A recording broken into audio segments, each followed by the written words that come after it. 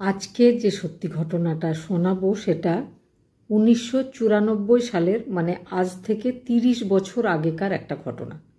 ঘটনাটা ঘটেছিল মারিয়া কোপেল নামের একজন মহিলা, বয়স ছিল সেই সময় 39 বছর। সে একজন সেক্স ওয়ার্কার ছিল, সঙ্গে আরও একটা জবও করত। তার 2 ছেলে মেয়ে ছিল, তার একজন হাজব্যান্ডও ছিল। হাজব্যান্ড অন্য জায়গায় কাজ করত। হাজব্যান্ড কিন্তু জানতো যে তার স্ত্রী মাঝে মাঝে সেক্স ওয়ার্কারের কাজ করে, কারণ তার স্ত্রীর মা বাবা ছিল, 2খানা বাচ্চা ছিল।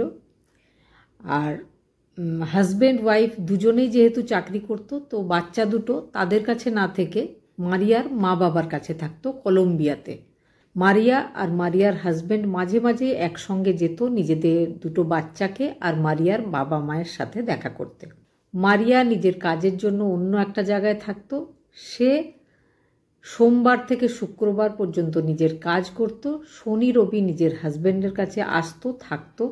দুজন প্রত্যেক সপ্তাহে এইভাবেই শনি রবি একসাথে কাটাতো। তারপরে আবার মারিয়া নিজের কাজের জায়গায় চলে যেত। মাঝে মাঝে মারিয়ার হাজব্যান্ডও মারিয়ার কাছে গিয়ে থাকতো।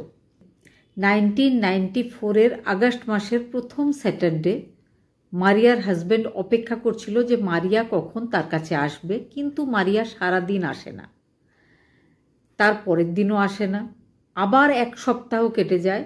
সে অপেক্ষা করছিল। সে ভাবছিল হয়তো তার স্ত্রী কোনো কাজে ব্যস্ত হয়ে পড়েছে, সেই জন্য আসেনি। কিন্তু যখন 7 দিন কেটে যায় সে আসে না, সে চলে যায় নিজের স্ত্রী যেখানে থাকতো সেখানে গিয়ে তার বাড়ির ভেতরে যেতেই সে বুঝতে পারে একটা তীব্র দুর্গন্ধ বেরোচ্ছে।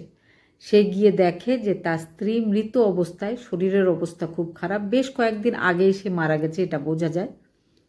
তো সে পুলিশকে খবর দেয়, পাড়া প্রতিবেশীদেরকে জানায়, সবাই আসে, পুলিশও আসে। পুলিশ বডিটাকে নিয়ে চলে যায়। শরীরে ধারালো অস্ত্র দিয়ে 100টার থেকেও বেশি আঘাত ছিল। যেখানে বডিটা রাখা ছিল তার আশেপাশে প্রচুর রক্তের চিহ্ন ছিল। আশেপাশে মারিয়ার জামা কাপড় জুতো ছাড়া আর বিশেষ কিছু পাওয়া যায়নি। পুলিশ সারা বাড়িতে খোঁজ করে কিন্তু কোনো প্রমাণ পায়নি। আশেপাশে পড়ে থাকা জিনিসগুলোর মধ্যে আরও একটা বাজারের ব্যাগ ছিল, কোনো একটা দোকানের নাম লেখা ব্যাগ। মারিয়ার বাড়ি থেকে সেই গ্রোসারি শপের ব্যাগটাকে নেওয়া হয়।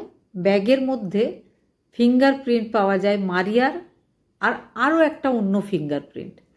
এবার ব্যাগটা নিয়ে পুলিশ চলে যায় সেই দোকানে গিয়ে দোকানের যে বিভিন্ন কর্মচারী ছিল সবার ফিঙ্গারপ্রিন্ট নেওয়া হয়।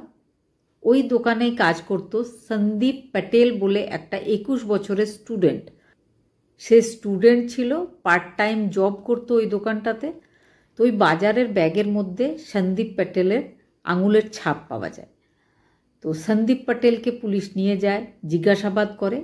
তখন স্বাভাবিকভাবে যেটা সবাই বুঝেছিল, সন্দীপ প্যাটেলও সেটাই বলেছিল যে দোকানে মারিয়া জিনিস কিনতে এসেছিল, সে জিনিস দিয়েছিল মারিয়াকে, সেই জন্য বাজারের ব্যাগে হয়তো তার আঙুলের ছাপ রয়েছে। এর থেকে বেশি সে আর কিছুই জানে না।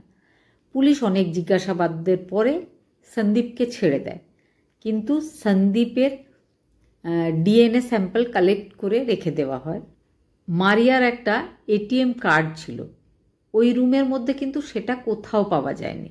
মারিয়ার হাজব্যান্ড হতাশ হয়ে বাড়ি ফিরে আসে। বেশ কিছু বছর কেটে যায়।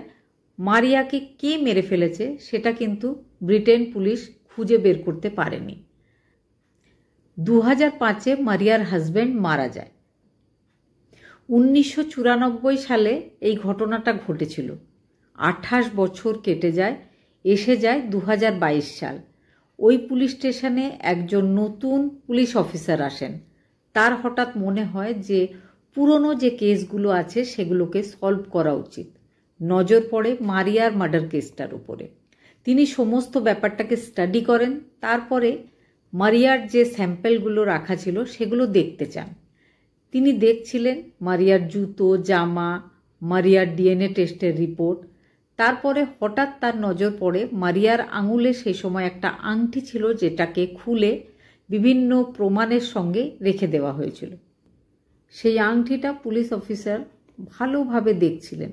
দেখতে দেখতে তার চোখ পড়ে সেই আংটির মধ্যে একটা ছোট চুল আটকে রয়েছে, যেটা এই পর্যন্ত কেউ খেয়াল করে দেখেনি। সমস্ত যে স্যাম্পলগুলো রাখা ছিল তার মধ্যে কিন্তু মারিয়ার ডিএনএ রিপোর্ট, মারিয়ার হাজব্যান্ডের ডিএনএ টেস্টের রিপোর্ট সেগুলোও ছিল। আর সেই গ্রোসারি শপে যে সমস্ত কর্মচারীরা কাজ করত তাদের সবার ডিএনএ টেস্টের রিপোর্টও সেখানে ছিল। মারিয়ার হাজব্যান্ডের ডিএনএ টেস্টের রিপোর্টের সাথে সেই ছোট্ট চুলের রিপোর্টটা ম্যাচ করে দেখা হয়, দেখা যায় যে না, ম্যাচ করছে না। মারিয়ার রিপোর্টের সাথেও ম্যাচ করছে না, মানে চুলটা মারিয়ার হাজব্যান্ডের বা মারিয়ার নয়। এবার যার ওপর সন্দেহ হয় সেই পুলিশ অফিসারের, তার মনে হয় যে সন্দীপ পটেলের আঙুলের ছাপ সেই সময় বাজারের ব্যাগে পাওয়া গেছিল তাকে খোঁজ করা উচিত। তখন সে 21 বছরের একজন ছাত্র ছিল, এতদিনে নিশ্চয় তার বয়স 49 হয়ে গেছে। ইন্ডিয়ান অরিজিনের ব্রিটিশ যুবক, সেই সময় 21 বছর যার বয়স ছিল, সন্দীপ পটেল যার নাম ছিল, তার ডিএনএ স্যাম্পল কিন্তু সংরক্ষিত রাখা ছিল। সেই স্যাম্পলের সঙ্গে যখন সেই আংটির ছোট্ট চুলের ডিএনএ টেস্টের রিপোর্ট ম্যাচ করে দেখা হয় তখন সেটা মিলে যায়।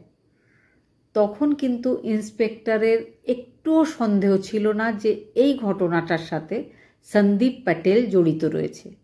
কারণ কি, বাজার করতে গেলে তার ছোট্ট চুলের অংশ কোনোভাবেই মারিয়ার আংটিতে আটকে যাওয়ার কথা নয়। এবার তার অ্যাড্রেস কিন্তু পুলিশ স্টেশনে ছিল, তাকে খোঁজা হয়, তাকে অ্যারেস্ট করা হয়। অ্যারেস্ট করার পরে জিজ্ঞাসাবাদ হয়, জিজ্ঞাসাবাদে প্রমাণিত হয়ে যায় যে সন্দীপ পটেল এই ঘটনাটা ঘটিয়েছিল। 2022 থেকে 2024 পর্যন্ত লন্ডনের একটা কোর্টে এই ব্যাপারে শুনানি চলে। 18 ফেব্রুয়ারি 2024 লন্ডনের সেই কোর্ট সন্দীপ পটেলকে ওই ঘটনার অভিযুক্ত বলে তাকে 51 বছরের কারাদণ্ডে দণ্ডিত করেছে। তবে হ্যাঁ, একটা ব্যাপার এখনও জানা যায়নি যে সন্দীপ পটেল হঠাৎ করে সেই মহিলাকে মেরে ফেলেছিল কেন।